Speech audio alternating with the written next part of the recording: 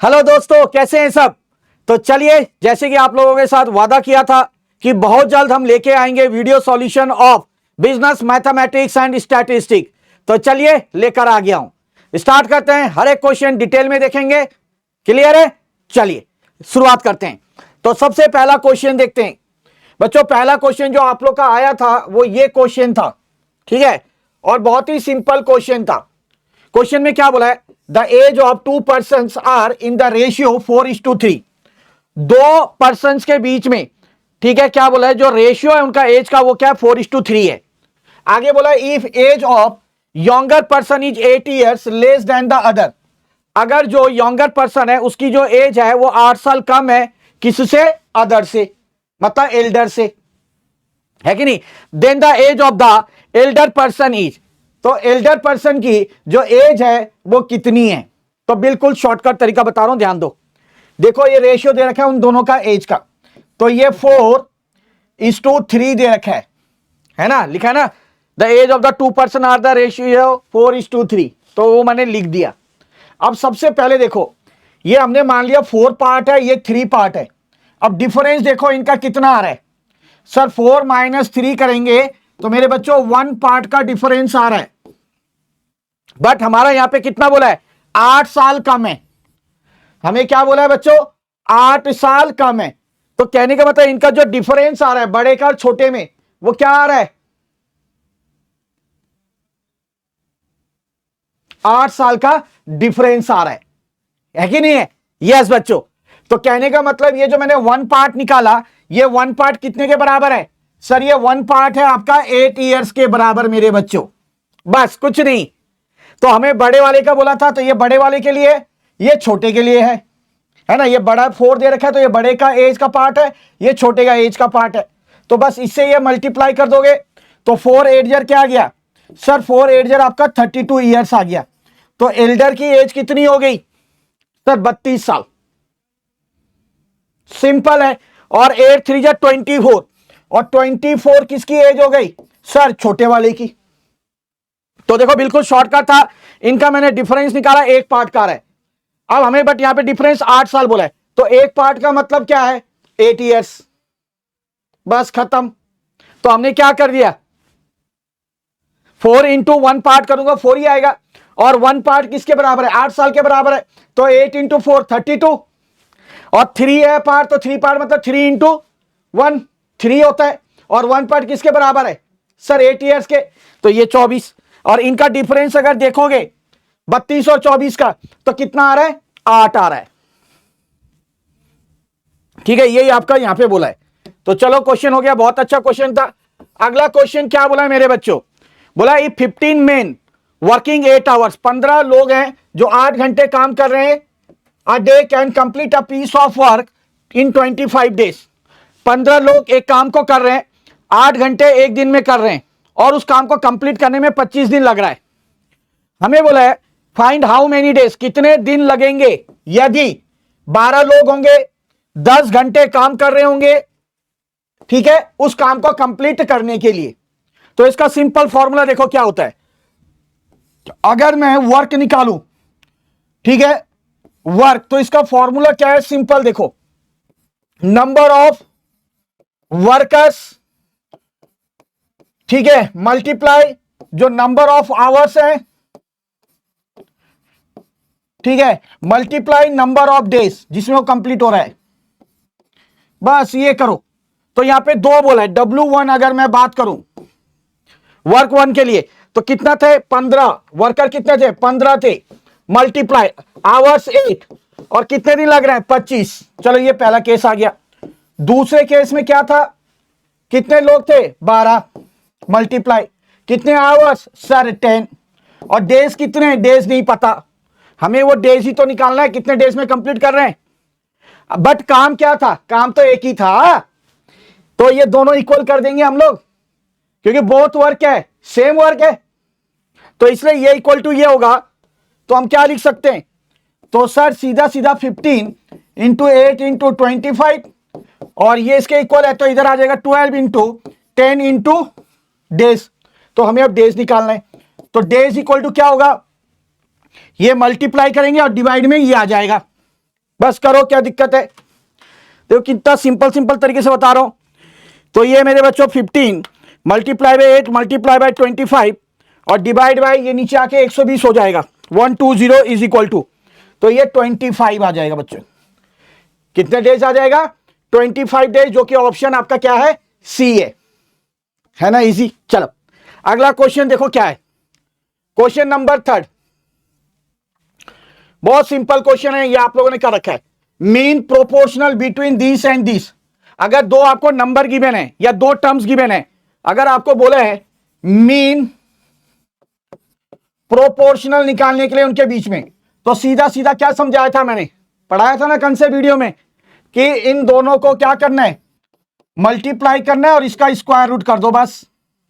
तो इसको करके देखो, 0.20 multiply by 0.05 is equal to करो और उसका स्क्वायर रूट प्रेस कर दो, तो बच्चों ये आ जाएगा 0.1।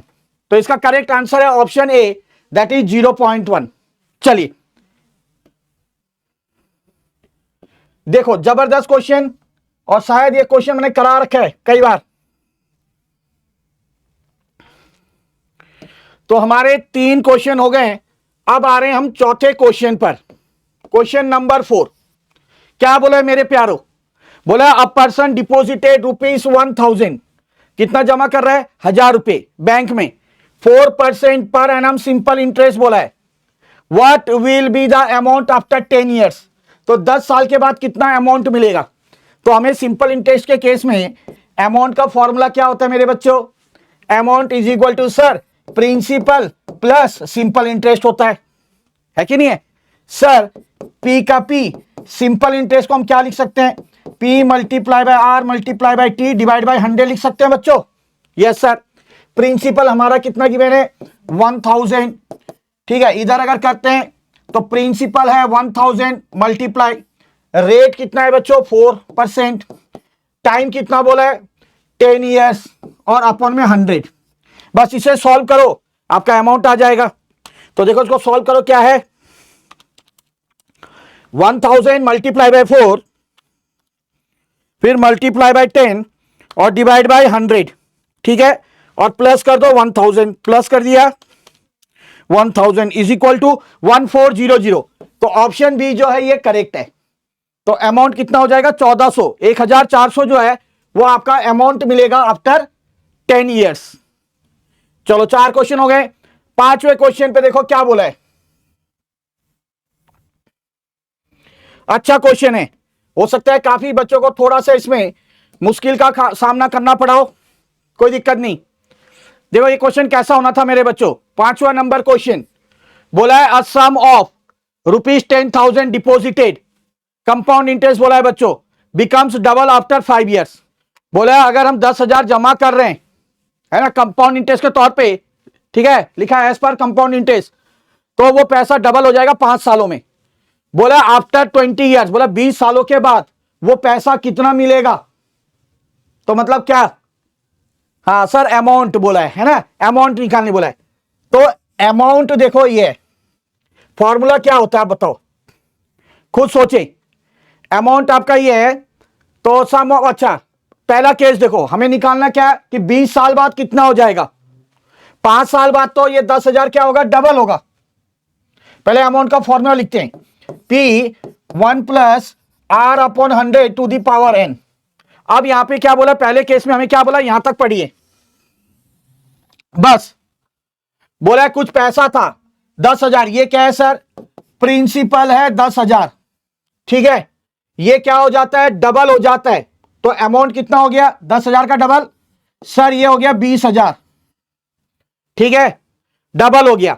ये ऐसे का ऐसे, रेट का नहीं पता, और यहां पे एन कितना बोला? 5 ईयर्स। ठीक है मेरे बच्चों, इसको अगर आप करोगे 1 2 3 4, इधर करोगे 1 2 3 4, तो यहां पे क्या आया? सिर्फ 2 आया। ठीक है, अब यहां पे इस पूरे का पावर 5 है, ये 5 इधर लेके आऊंगा तो 1/5 आएगा, नहीं आएगा? तो इसको मैंने बस ऐसे ही रख दिया और कुछ नहीं कर रहा हूं, इसको मैंने ऐसे ही रख दिया। मान लो इक्वेशन 1। अब हमें क्या बोला है कि after 20 years it will become, मतलब ये जो पैसा है 10,000, ये 20 साल के बाद कितना हो जाएगा। तो देखो क्या कर रहे हैं अब दूसरा केस ले रहा हूं। तो अमाउंट इक्वल टू प्रिंसिपल तो 10,000 ही था, ठीक है, 1 प्लस आर अपॉन 100 और टू दी पावर क्या करेंगे n, हमें अब निकालना है। अब यहां पे देखो 10,000 का मैंने 10,000 रखा, 1 प्लस आर अपॉन 100 का मतलब क्या है, देखो इसका मतलब क्या है, क्या मैं इसके जगह पे ये बिठा सकता हूं, यस सर बिठा सकते हैं। तो मैंने लिखा 2 की पावर 1/5 और n कितने सालों में बोला था, 20 सालों में। तो बच्चों ये मैंने 20 कर दिया। देखो कितना सिंपल, ये समझाने के लिए थोड़े स्टेप ज्यादा कर रहा हूं बस। अब देखो ये भी पावर, तो ये कैंसिल हो गया 4 और 2 की पावर 4 होता है तो कितना होता है सर, 2 की पावर 4 मतलब 16, तो 16 का इसके साथ मल्टीप्लाई हो जाएगा 10,000 के साथ, तो ये 1 लाख और कितना हो जाएगा 60,000 हो जाएगा, ठीक है। तो 1,60,000 जो होगा 20 साल के बाद मुझे अमाउंट मिलना है। अगर मैं आज 10,000 जमा करूं तो 20 साल के बाद मुझे 1,60,000 मिलेंगे बच्चों। ये था हमारा क्वेश्चन, कुछ भी नहीं था, बड़ा सिंपल सा था। अच्छा अब यहां पे देखना है the 7th from of an AP, the 7th term होना था ये, the 7th term of an AP.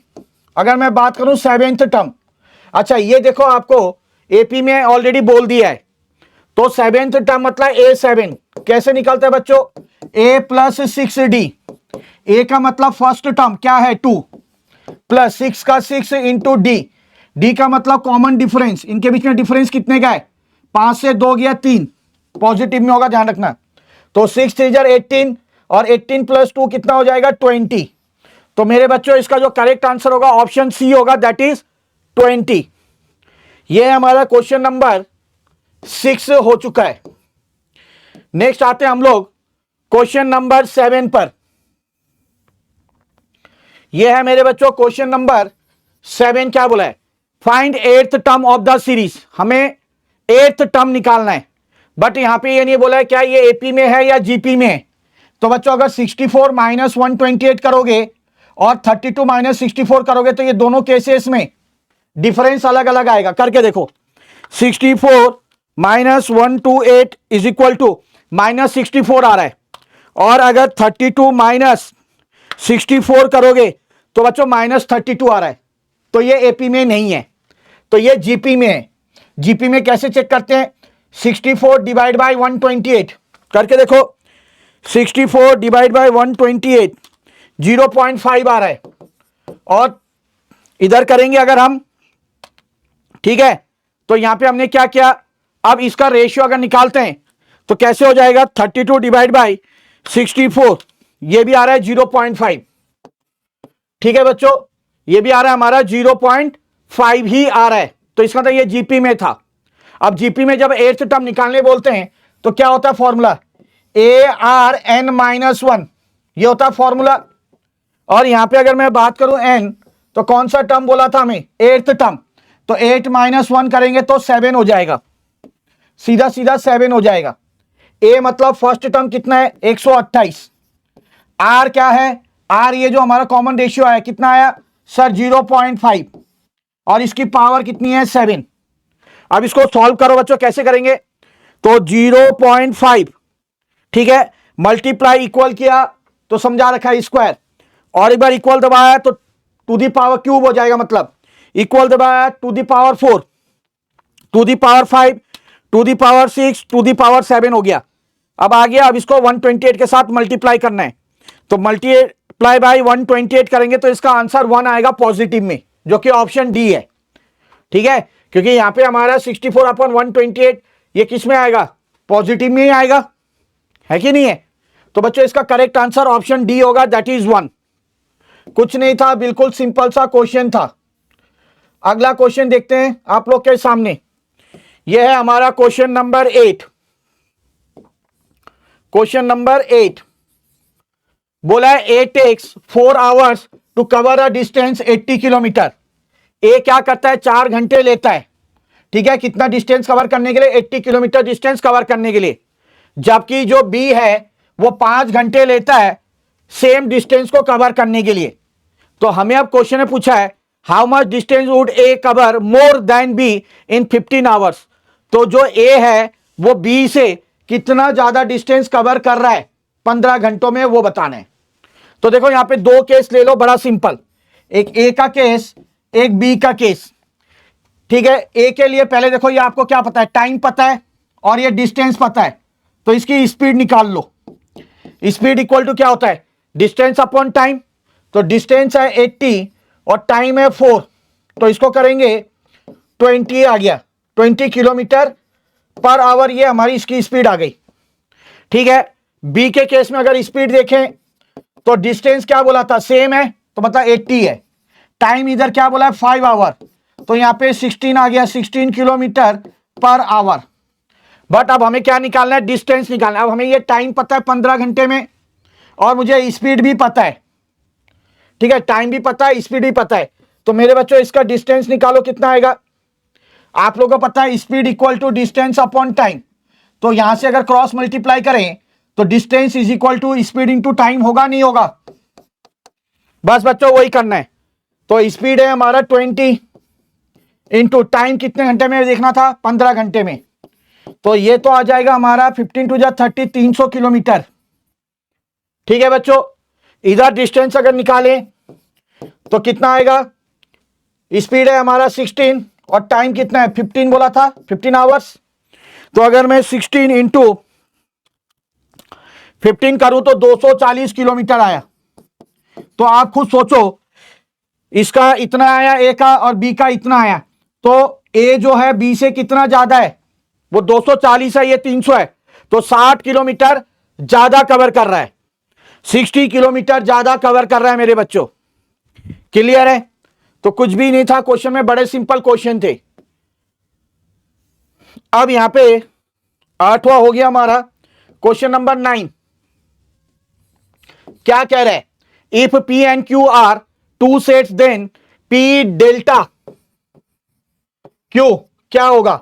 बच्चों ये ध्यान रखना, जब इसका केस होता है तो हमेशा हमारा इसका फॉर्मूला होता है, ये याद रखना, P माइनस क्यू। ठीक है, इंटरसेक्शन जो दोनों में आ रहा होगा वो हटा देंगे हम, यहां पे यूनियन आता है।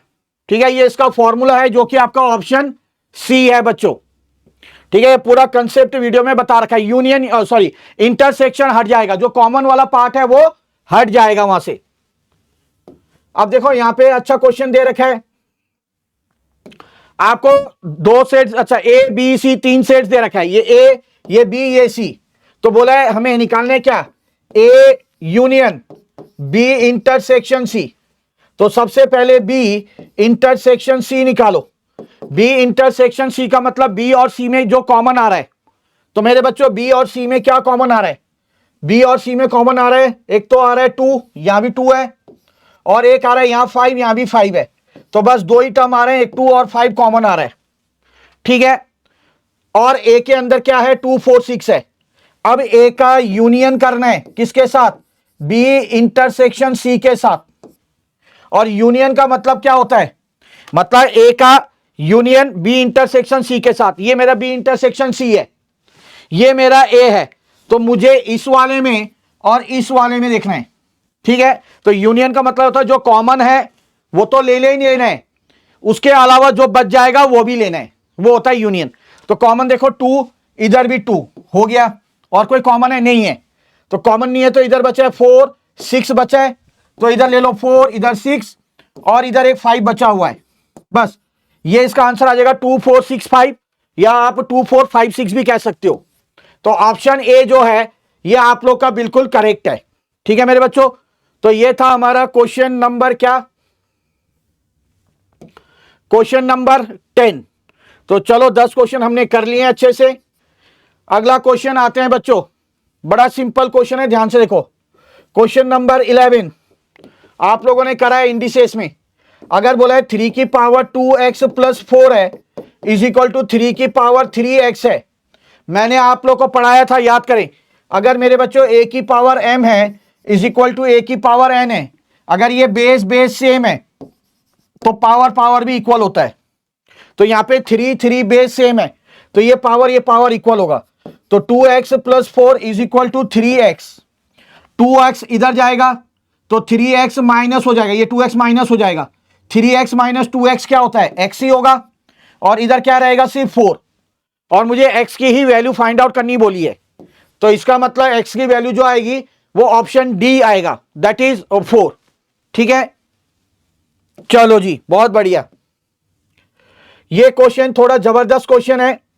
हाँ, ये हो सकता है कि आप लोग को थोड़ा मुश्किल लगा हो, ठीक है, बट इतना मुश्किल नहीं था। देखो इसको कैसे करना है। हमें log 7 टू द बेस 10 बोला है, a है, मुझे ये निकालना है। क्या निकालना है sir, log 1/70 to the base 10। अब इसको थोड़ा ध्यान से समझना, सब कुछ करा रखा है, कंसेप्ट के ऊपर ही है।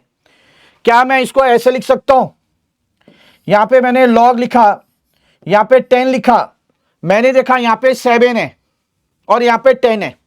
मैंने देखा कि 1/70 को क्या मैं 10 मल्टीप्लाई बाय 7 लिख सकता हूं, क्योंकि मुझे 7 चाहिए। देखो, तो इसलिए मैंने इसको ब्रेक कर दिया।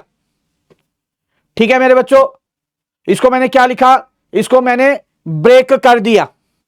अब यहां पे एक चीज देखो, थोड़ा और आप लोगों को समझा रहा हूं। इसको एक चीज देखो, क्या मैं इसको अब ऐसे लिख सकता हूं, log का log 10 का 10।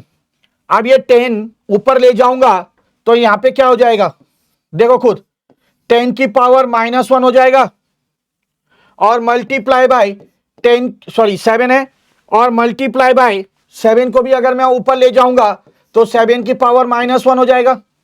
रेसिप्रोकल हो जाता है ना, नीचे है तो ऊपर ले जाएंगे -1 आ जाएगा। अब हमने एक चीज पढ़ा था, याद करो, कि अगर log a इंटू बी है, क्या इसको मैं log a plus log b लिख सकता हूं? यस सर, लिख सकते हैं।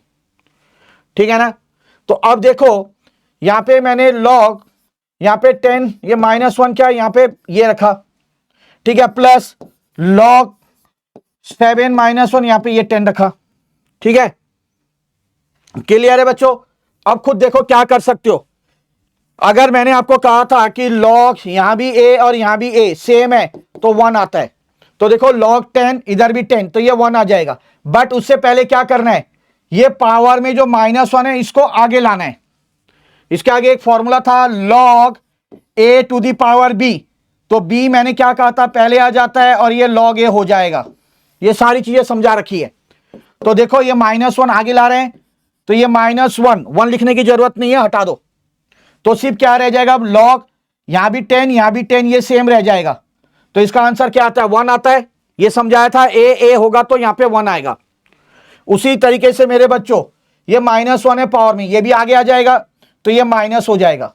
ठीक है, और यहां पे क्या हो जाएगा, log यहां पे 7 और टू द बेस 10।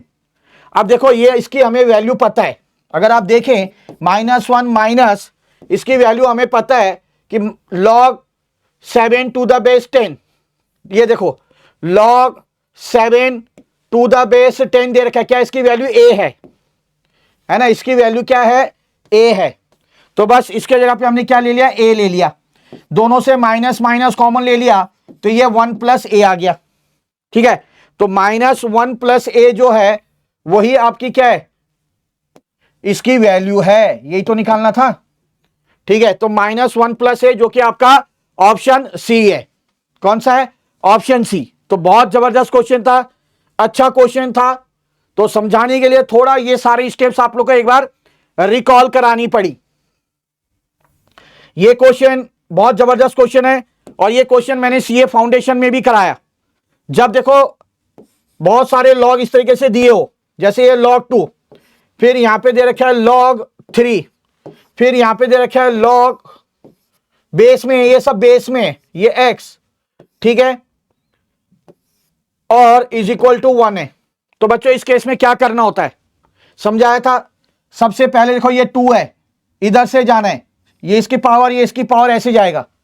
कहने का मतलब 2 हो गया मेरे बच्चों, 2 के ऊपर पावर आ जाएगी 3, 3 के ऊपर पावर आ जाएगी 2, और इस 2 की पावर आ जाएगी ये 1, और इक्वल टू में क्या आएगा, ये जो जिसका लॉग निकालना है, बस ये x की वैल्यू आ जाएगी। अब जब सॉल्व करेंगे, इधर से सॉल्व करेंगे, तो 2 की पावर 1 है तो क्या हो जाएगा, 2 ही हो जाएगा। 3 की पावर क्या है, 2 है, तो 3 की पावर 2 मतलब 9, तो अब क्या हो गया, 2 की पावर 9 हो गई, और 2 की पावर 9 करेंगे 2 3 4 5 6 7 8 9, तो ये 512 होता है। ठीक है, 512, तो x की वैल्यू जो आएगी 512 आएगी। दोबारा रिपीट कर रहा हूं, जब भी इस टाइप में दिया हो लॉग, सबसे पहले ये इसकी पावर ये, इसकी पावर ये, फाइनल में इसकी पावर ये, और वो x के बराबर होगा। और इधर से सॉल्व करना है, 2 की पावर 1 है तो 2 ही रहेगा, 3 की पावर 2 है तो ये 9 हो जाएगा। अब हो जाएगा 2 की पावर 9, तो 2 की पावर 9 करेंगे तो 512 आ गया। तो x की जो वैल्यू है वो मेरी 512, जो ऑप्शन ए है, ठीक है, वो रहेगा। तो कुछ नहीं था मेरे बच्चों, यहां तक हमने कर लिया क्वेश्चन नंबर 12। ठीक है, क्वेश्चन नंबर 12 हो गया, क्वेश्चन नंबर 13 भी हमारा हो चुका है। उसके बाद आता है नेक्स्ट क्वेश्चन पर। Question number 13 completed. Now question number 14, क्या बोला है, बड़े आराम से देखो, इफ 10p ये r होना चाहिए। ठीक है, अगर बोला है 10p r इज 720, तो बोला है then the value of r is, हमें कहीं ना कहीं यहां पे क्या r की वैल्यू ही तो गिवन होगी बच्चों, बस। तो यहां पे इसको चेक करके बता दो। यहां पे बोला है 10p जो r है वो 720 के बराबर है, हमें r की वैल्यू निकालनी है, तो ऑप्शन में r की ही वैल्यू हमें दी होगी। तो पहला ऑप्शन लेके देखता हूं कि r के जगह पे 3 बिठाकर क्या लेफ्ट हैंड साइड में 720 आ रहा है। अगर 720 आ रहा है तो वो ऑप्शन करेक्ट है। तो देखो 10 किया, यहां पे p r के जगह पे मैंने 3 ले लिया, इज इक्वल टू 720। ठीक है, अब यहां पे आपको पता है NPR क्या होता है फॉर्मूला। अगर NPR है तो उसका फॉर्मूला होता है n का फैक्टोरियल और n माइनस r का फैक्टोरियल। तो करके देखो क्या होगा, 10 का फैक्टोरियल और 10 माइनस 3 क्या होता है, 7 का फैक्टोरियल। अब 10 का फैक्टोरियल को 7 फैक्टोरियल तक ले जाओ, तो 10 इंटू 9 इंटू 8 इंटू 7 का फैक्टोरियल, ये कैंसल। अब देखो 10 9 जार 90 और 90 8 जार 720। ठीक है, तो 720 ही आ रहा है सर। तो इसका था सीधा सीधा हमारा जो ऑप्शन ए है ना, ऑप्शन ए हमारा क्या है, करेक्ट है। क्लियर है बच्चों, is it clear to all of you. तो ये हमारा बिल्कुल करेक्ट है, बहुत बढ़िया। अगले क्वेश्चन की तरफ बढ़ते हैं, क्वेश्चन नंबर 15। क्वेश्चन नंबर 15 क्या बोला है, in how many ways can the colours of the rainbow be arrange. बोला है कि रेनबो के कलर्स को कितनी तरीके से अरेंज कर सकते हैं, सो दैट, ताकि red and blue colours are always separated, है ना, ताकि रेड और ब्लू कलर्स ऑलवेज क्या होंगे, अलग अलग होंगे। तो देखो बड़ा सिंपल, तो रेनबो के अंदर क्या कलर होते हैं, वॉयलेट पता है ना, इंडिगो, उसको विबजियोर कहते हैं, ऑरेंज और रेड। ठीक है, तो violet, indigo, blue, green, yellow, orange, red, ये आपके 2 3 4 5 6 7 रंगी बोलते हैं, 7 कलर होते हैं। अब इसमें क्या बोला है कि मेरे बच्चों जो रेड कलर होगा ये, और जो ब्लू कलर होगा वो एक साथ नहीं होंगे, है ना, एंड ब्लू कलर और ऑलवेज सेपरेटेड, मतलब हमेशा होंगे तो अलग अलग होंगे। तो मैं केस क्या बना रहा हूं, देखो ढंग से, पहले तो मैं बना रहा हूं कि ये जो 7 लेटर्स हैं इससे हम टोटल कितने वर्ड बना सकते हैं पहले तो उसके लिए क्या होगा बच्चों, तो आप कहोगे सर 7 फैक्टोरियल, यही तो होगा, 7 है तो 7 फैक्टोरियल। तो इन लेटर से हम कितने वर्ड बना सकते हैं, सभी से 7 फैक्टोरियल। अब इससे मैं माइनस कर रहा हूं जब हमारा क्या होगा, जब हमारा रेड और ब्लू एक साथ होगा। तो टोटल से अगर मैं माइनस कर दूंगा जब रेड और ब्लू एक साथ होगा, तो क्या आएगा हमारा आंसर, वो वर्ड आएंगे जब हमारा आर और जो ब्लू है, मतलब रेड और ब्लू है, वो एक साथ नहीं आएंगे। यही तो है, जब मैंने टोटल निकाल दिया कि इन 7 लेटर से इतने वर्ड बनेंगे भैया, उससे अगर मैं माइनस कर दूंगा उन वर्डों को जब रेड और ब्लू एक साथ होंगे कलर, टोटल से रेड ब्लू को माइनस कर दिया, तो ऐसे आएंगे अब वर्ड जिसमें रेड और ब्लू एक साथ नहीं होंगे। ठीक है, तो सर कैसे करोगे रेड ब्लू को एक साथ, तो देख लो, मान लो मैं केस बना रहा हूं कि मान लो कि रेड ब्लू एक साथ हैं, तो इसको मैंने क्या कहा था, एक बॉक्स के अंदर बंद कर लिया करो। ठीक है, अब बचा क्या मेरा, वी बचा, आई बचा, जी बचा, वाई बचा और ओ बचा। तो इसको 1 यूनिट लेना है, बताया था मैंने। इसको 2, इसको 3, इसको क्या बोला मैंने 3, इसको 4, इसको 5 और इसको 6। ठीक है, तो इसलिए क्या आ जाएगा यहां पे 6 फैक्टोरियल। बट एक चीज देखना, ये आगे पीछे तो हो सकते हैं, मतलब रहेंगे एक साथ ही, बट क्या आगे पीछे तो हो सकता है कि नहीं है? तो इसके लिए क्या आएगा इंटू 2 फैक्टोरियल। बस, क्या था, कुछ नहीं है। ठीक है, आप सॉल्व कर लो। तो यहां पे 7 फैक्टोरियल माइनस 6 फैक्टोरियल और 2 फैक्टोरियल। तो यहां पे आप अगर करते हैं 7 multiply by 6 multiply by 5 multiply by 4 multiply by 3 multiply by 2 is equal to, तो मेरे बच्चों ये आ रहा है 5040। इधर अगर मैं करूं 6 into 5 into 4 into 3 into 2 into 2 is equal to, तो ये आ रहा है 1440। ठीक है, अब माइनस कर दो, 5040 माइनस 1440 इज इक्वल टू 3600। तो 3600 जो है ये आपका करेक्ट आ रहा है। देखो मैंने बड़े सिंपल से बता दिया, कुछ नहीं था, है ना, पूरी डिटेल के साथ आप लोग को समझा रहा हूं। चलो जी, अगला क्वेश्चन क्या बोला है, देयर आर 7 क्वेश्चंस। कितने? 7 टोटल क्वेश्चंस है एक एग्जामिनेशन में, out of which 2 are difficult, जिसमें से 2 डिफिकल्ट हैं। तो इजी कितने हो गए? अगर 2 मेरे बच्चों डिफिकल्ट हैं तो भैया 5 हो गए इजी। अब आगे बोला है in how many ways a student can select 4 question. अब एक स्टूडेंट को 4 क्वेश्चन सिलेक्ट करने, तो कितनी तरीके से सिलेक्ट कर सकता है, सो दैट ताकि 2 डिफिकल्ट क्वेश्चंस आर इंक्लूडेड, मतलब 2 तो डिफिकल्ट होने ही होने, ये बोल दिया। मतलब अगर 2 डिफिकल्ट क्वेश्चन है तो उसमें से 2 तो लेने ही लेने, वो तो होने ही होना चाहिए।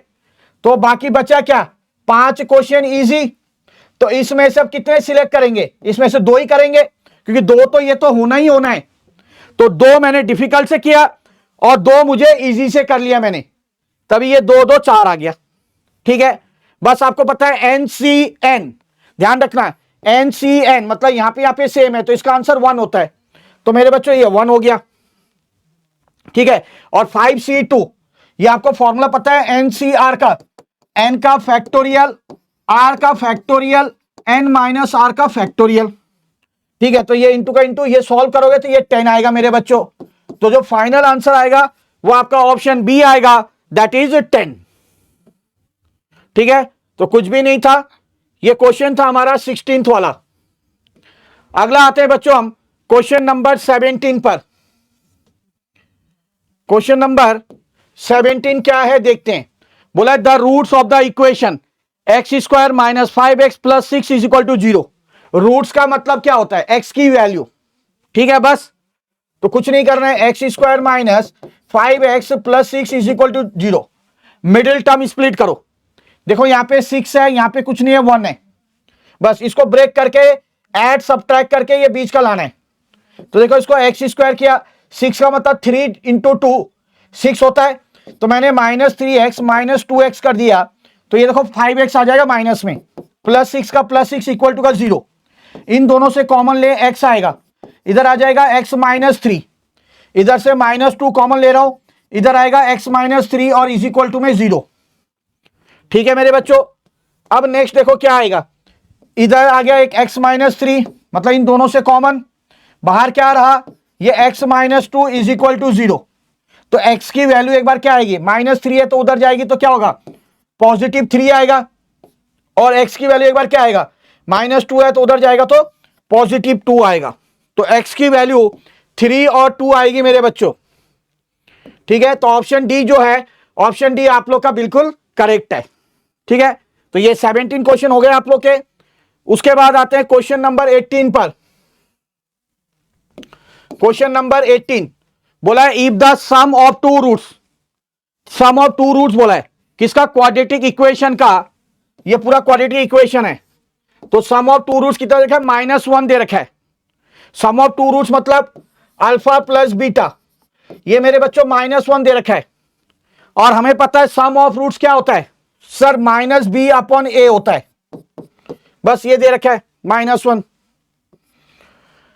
ठीक है। अब माइनस बी, तो माइनस का माइनस लिया, बी का मतलब क्या है, जो एक्स के आगे कोफिशियंट है, ये देखो ये एक्स है, एक्स के आगे ये कोफिशियंट जो है 2a+3 ये आपका बी है, तो 2a+3 ये हो गया बी अपॉन में ए क्या होता है, जो एक्स स्क्वायर के आगे जो कोफिशियंट है दैट इज a+1, ये हो गया, और इज इक्वल टू -1 का -1।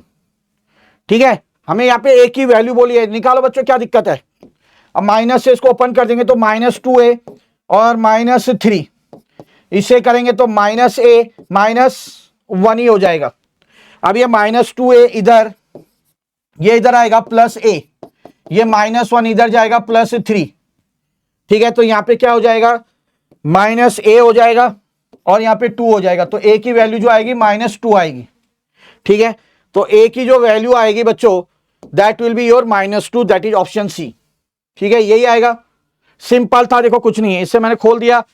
ठीक है, ये भी आपका बिल्कुल फिट है, यहाँ पे -2a, ये प्लस आ गया, ये माइनस में, ये प्लस में, -a होगा इधर, हाँ ठीक है, तो यहाँ पे आपका क्या आ जाएगा, -2 आएगा। यहाँ पे +2 आ रहा है बट यहाँ -a आ रहा है, हमें a का निकालना है, तो ये माइनस इसके आगे आ जाएगा। तो यहाँ पे हम खत्म करते हैं क्वेश्चन नंबर कौन सा है ये, 18। नेक्स्ट देखेंगे क्वेश्चन नंबर 19। कुछ नहीं है बच्चों, देखो डेरिवेटिव फाइंड आउट करने बोला है आपको। चलो जी, ये क्वेश्चन है, ध्यान से देखें। अब यहां पे क्या बोला है, y is equal to x e to the power x है, आपको dy अपॉन dx निकालना है। अब देखो यहां पे दो फंक्शन है, एक ये और एक ये, इसको u पकड़ लो, इसको v पकड़ लो, है ना, प्रोडक्ट रूल लगेगा, मतलब पहले u का डेरिवेटिव करो, तो x का डेरिवेटिव करेंगे तो क्या होगा मेरे बच्चों, x का डेरिवेटिव 1, और ये जो v है ये साइलेंट रहेगा, तो ये लो साइलेंट रख दिया, है ना, ये मल्टीप्लाई, फिर होता है प्लस, फिर u वाला पार्ट जो होता है वो साइलेंट होता है, और v का डेरिवेटिव, तो e to the power x का derivative e to the power x ही होता है, बस खत्म कहानी। अब इन दोनों से कॉमन ले लो, तो e to the power x common आ गया, यहां कुछ नहीं है मेरे बच्चों, 1 बचा और इधर सिर्फ आपका x रहा, तो सीधा सीधा आंसर क्या होगा, e to the power x। ठीक है, और ब्रैकेट के अंदर x+1, तो मुझे ऑप्शन बी दिख रहा है, तो ऑप्शन बी जो है ये आप लोग का बिल्कुल करेक्ट है। ठीक है, तो ये 19वां भी हमारा क्या हो चुका है, कंप्लीट हो चुका है। 20वां क्वेश्चन देखते हैं। ठीक है, क्या बोल रहा है,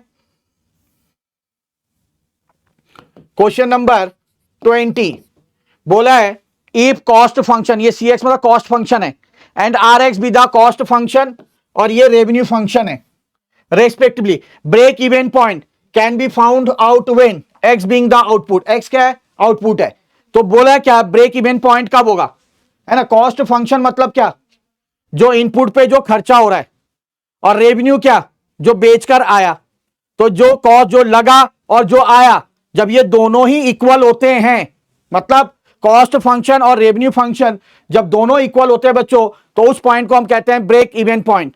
तो इसका करेक्ट आंसर ये होगा option A, cost function will be equal to revenue function. ठीक है, क्लियर है बच्चों यहां तक। तो चलिए बच्चों देखते हैं क्वेश्चन नंबर 21। क्वेश्चन नंबर 21 क्या कह रहा है, इसको ध्यान से समझेंगे। 21 बोला है बच्चों, fill in the gap, the dash of a class is the frequency obtained by adding the frequencies. तो क्या बोला है, फ्रीक्वेंसीज को ऐड करना है, जो भी हर एडिशनल में जो फ्रीक्वेंसीज आ रही है उनको ऐड अप करते जाना है, सभी क्लासेस का, प्रीसीडिंग द गिवन क्लास बोला है। ठीक है, तो जैसे यहां पे बोलने का मतलब ये कि फ्रीक्वेंसी है, ठीक है, यहां पे मान लो 2 है, फिर 3 है, 4 है, 1 है, 5 है, सपोज बच्चों हम लोग क्या निकालते थे, ऐड करते थे एक एक करके, तो पहले 2 क्या कहते थे उसको, क्यूमुलेटिव फ्रीक्वेंसी कहते थे, फिर क्या 2 + 3 5, 5 + 4 कितना हो गया 9, 9 + 1 10, और ये 15। ठीक है, तो बच्चों इसको क्या कहा जाता है, क्यूमुलेटिव फ्रीक्वेंसी क्या कहा जाता है, लेस देन कहा जाता है। ठीक है, ये सारे देखो अभी बढ़ते क्रम में आ रहा है, तो ये कहते हैं हम लोग क्यूमुलेटिव फ्रीक्वेंसी लेस देन। चलिए अगला क्वेश्चन देखें हम लोग, क्वेश्चन नंबर 22। क्वेश्चन नंबर अगर मैं 22 की बात करूं, द नंबर ऑफ साइंस, ठीक है, arts and commerce graduates in a company are. ठीक है, तो साइंस ग्रेजुएट कितने हैं, 30 हैं, आर्ट्स के ग्रेजुएट कितने हैं, 70 हैं, और कॉमर्स के ग्रेजुएट 50 हैं। बोला if these figures are respected by a pie chart, ठीक है, पाई चार्ट की सहायता से अगर इसको डिवाइड किया जा रहा है, then what is the angle, ठीक है, कॉरस्पॉन्डिंग टू साइंस ग्रेजुएट। तो यहाँ पे सेंटर एंगल जैसे हमने पढ़ा था फॉर्मूला, तो यहाँ पे वो एंगल निकालने बोला किसके लिए, साइंस ग्रेजुएट के लिए। तो बच्चों कैसे निकलता है ये एंगल, ठीक है, तो ये हो जाएगा आपका साइंस ग्रेजुएट 30, ठीक है, डिवाइड बाय होता है टोटल वैल्यू। तो टोटल वैल्यू देख 70 और 30 100 और ये 150, तो 150 आ गया, और मल्टीप्लाई बाय क्या कर देते हैं 360 डिग्री कर देते हैं। बस इसको सॉल्व करेंगे, हमारा आंसर आ गया। तो यहाँ पे अगर मैं करूं 30 multiply by 360 divide by 150 is equal to, तो बच्चों इसका सीधा सीधा आंसर जो आएगा वो 72 डिग्री आएगा, और ये आपका ऑप्शन जो बी है ये आपका करेक्ट ऑप्शन है। क्लियर है? देखो बड़े सिंपल तरीके से करा रहा हूं, एक एक चीज आपको डिटेल में समझा रहा हूं। तो चलिए बच्चों देखते हैं अब next question, that is question number, ये है हमारा 23। क्या कह रहा है, the arithmetic mean for the series. ये हमें सीरीज के क्या ऑब्जर्वेशंस गिवन है, हमें अर्थमेटिक मीन निकालने बोला। इनका कैसे निकालेंगे, इन सबको ऐड करेंगे और divide by total number of observations, है ना। तो मीन मतलब एक्स बार मान लो ये सीरीज है, तो यहाँ पे 2 + 3 + 5 + 7 + 9 + 4, और इसको डिवाइड कर देंगे, कितने हैं ये 1 2 3 4 5 6, तो 6 से इसको डिवाइड कर देंगे। तो इसको सॉल्व करके देखो बच्चों, 2 + 3 + 5 + 7 + 9 + 4, और इसको डिवाइड बाय 6 कर देंगे इज इक्वल टू, तो बच्चों इसका सीधा सीधा आंसर कितना आ रहा है 5 आ रहा है, जो कि ऑप्शन आपका सी है। चलिए अगला क्वेश्चन देखें। अगला क्वेश्चन हमें क्या बोला है बच्चों, हमें मीडियन फाइंड आउट करने के लिए बोला है, the median of the data. तो ये क्वेश्चन नंबर हमारा कौन सा है, क्वेश्चन नंबर ये हमारा 24 है। तो क्वेश्चन नंबर 24 में क्या बोला जा रहा है, मीडियन फाइंड आउट करना है। मैंने आपको समझाया था मीडियन और पार्टीशन वैल्यू के केस में सबसे पहले डेटा को अरेंज करो असेंडिंग ऑर्डर में। तो बच्चों अगर यहाँ पे हम देखें तो सबसे छोटा मेरे को कौन सा दिख रहा है सर, यहाँ पे 13 ही आ रहा है, 13 के बाद आ रहा है 15, ठीक है बच्चों, 15 के बाद दिख रहा है हमें 16, ठीक है, 16 के बाद दिख रहा है 17, और 17 के बाद आ रहा है 19, और 19 के बाद आ रहा है 20, ठीक है, ये आ गया बच्चों। अब कुछ नहीं करना है, हमें मीडियन निकालना है। तो मैंने आपको शॉर्टकट तरीका बताया था मीडियन निकालने का, कि इधर से एक कैंसल, इधर से एक कैंसल, इधर से एक, इधर से एक, बीच में ये 2 आ रहे हैं, तो बस कुछ नहीं करना है, 2 आ रहे हैं तो इन दोनों को ऐड कर दो और डिवाइड बाय 2 कर दो। तो अगर हम देखें 16 प्लस और 17 डिवाइड बाय 2 करता हूं, तो मेरे बच्चों 16.5 जो है ये आपका करेक्ट आंसर है, जो कि आपका ऑप्शन ए है कि नहीं। मजेदार क्वेश्चन, कुछ नहीं है। तो पेपर बहुत ही आसान आया अगर सच बोलूं तो, और ये सारे मैंने कंसेप्ट के साथ आपको ऑलरेडी करा भी रखा है। अगला क्वेश्चन आ जाओ बच्चों, बोला if the mean and median, अगर हमें मीन और median of certain set of observation given है, ये हमारा मीन है और ये हमारा बोला है मीडियन है, then the approximate value of mode, तो मोड की वैल्यू क्या आएगी। तो बच्चों आपने देखा मॉडरेटली जब स्क्यूड होता है तो उसके केस में हमारा फॉर्मूला क्या होता है, फॉर्मूला होता है मेरे बच्चों mean minus mode is equal to 3 times of, यहां पे आ जाएगा आपका मीन माइनस मीडियन, ठीक है ना। चलो अब बच्चों यहां पे क्या क्या गिवन है, हमें मीन गिवन है 26.25 गिवन है, माइनस हमें क्या मोड निकालना है, तो मोड का मैंने मोड रख दिया इज इक्वल टू 3 का 3, मीन है 26.25 और माइनस मीडियन, मीडियन है 32.50, ठीक है, ये हमारा मीडियन है। क्लियर है मेरे बच्चों। अब देखो कुछ नहीं करना है, इसको सॉल्व करो, 26.25 माइनस कर दो 32.50, ठीक है, इज इक्वल टू माइनस 6.25 आ रहा है, और मल्टीप्लाई बाय 3 कर दो, तो यहां पे ही आ रहा है सीधा सीधा माइनस 18.75, ठीक है। इधर हमारा ये 26.25 है, ये माइनस इधर आके प्लस हो जाएगा, आप लोग के लिए मैं डिटेल में कर रहा हूं, और ये माइनस मोड इधर है, इधर जाके ये प्लस में हो जाएगा क्योंकि माइनस में इधर, ठीक है, बस इजी हो गया। तो ये प्लस में आ जाएगा मोड। अब जो 18.75 है इसके साथ ऐड कर दो आप लोग, कितना ऐड करना है 26.25, 26.25। तो बच्चों ये आ जाएगा सीधा सीधा हमारा 45, जो कि हमारा ऑप्शन सी है। ठीक है, डायरेक्टली कैलकुलेटर में करना है, ये आपको दिखाने के लिए थोड़ा मैंने बड़ा कर दिया, एक दो स्टेप। आगे क्या बोला मेरे बच्चों, ध्यान से देखो। क्वेश्चन है आगे हमारा कौन सा, तो ये 24 था। ठीक है, ये हमारा हो गया 25। उसके बाद आगे हमारा ये 26 करेंगे। अब बोला है द सम ऑफ डेविएशन और 24 ऑब्जर्वेशन। तो 24 ऑब्जर्वेशन ये एन है, मेजर फ्रॉम 4। अच्छा, डेविएशन किससे लिया जा रहा है, 4 से। तो ये क्या है, आर्बिटरी वैल्यू ए, और एज 276। ये 276 क्या दे रखा है, ध्यान रखना। सम ऑफ डेविएशन हम लोग करते थे एक्स माइनस ए। ठीक है, तो ये दे रखा है आपका 276। हमें क्या निकालना है, मीन ऑफ द ऑब्जर्वेशन। आपने एज्यूम्ड मीन मेथड कर रखा है बच्चों मीन निकालने के लिए।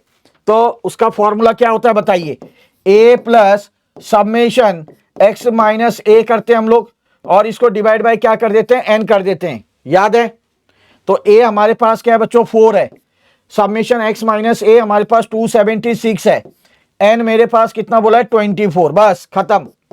सॉल्व करें बच्चों, तो 276 डिवाइड बाय 24 और प्लस 4 कर देंगे, तो यह आ जाएगा 15.5।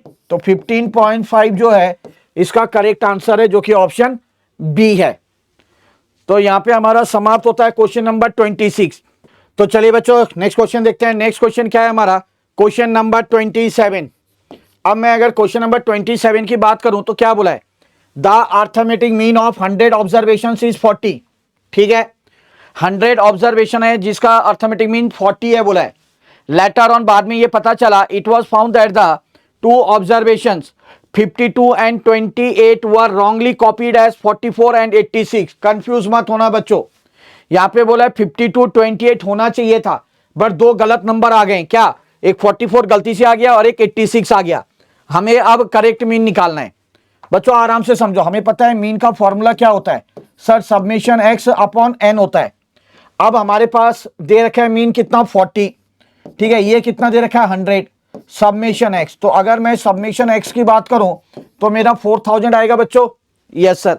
अब यहां पे देखो सब्मिशन एक्स मेरा क्या आया, सर ये 4000 आया है कि नहीं है।